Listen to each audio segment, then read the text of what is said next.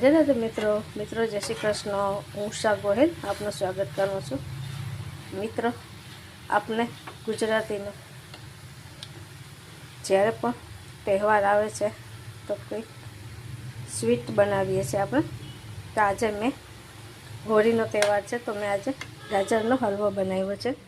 તો અહીંયા આ મેં ગાજરને સુધારી લીધા હતા ખમણી અને અહીંયા પેંડા લીધા છે।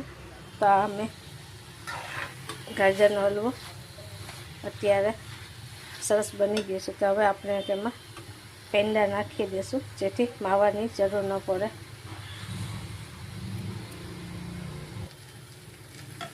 આપણે ગાજરનો હલવો સરસ બની ગયો છે, આપ જોઈ શકો છો।